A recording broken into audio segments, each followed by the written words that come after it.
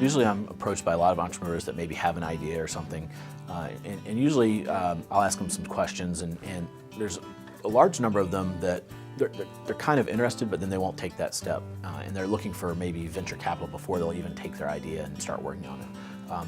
A lot of times that's not going to make a great entrepreneur because they just don't have that passion that they're going to go ahead and take the leap.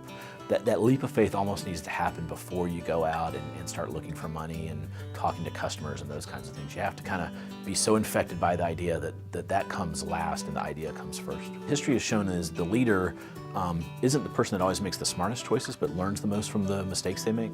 So you know, to be a business leader, you really have to, and a leader in your space, you have to realize that and realize you're going to make mistakes, but it's not the fact you made the mistake, it's what you learn from it and that you don't repeat it. That's the most important thing.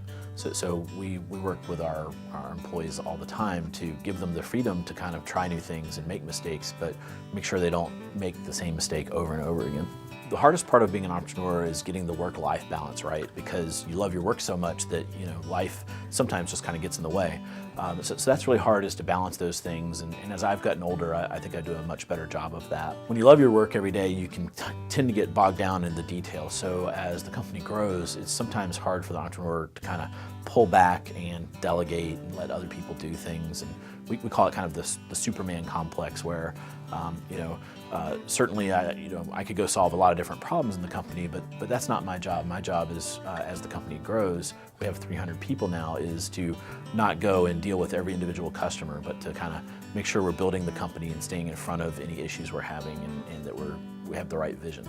I've been doing startups for 15 years, which is kind of 80 years in dog years, I guess. So I'm surprised that I'm still going, but every day I wake up and I love the challenges and the people and the customers and all the aspects of running a startup. Whenever I think of slowing down, it kind of, and I've taken some time off, I get bored very quickly. So I really like the day-to-day, the pulse of being in a startup, and the day-to-day challenges, and the fact that it keeps you mentally working constantly is a lot of fun.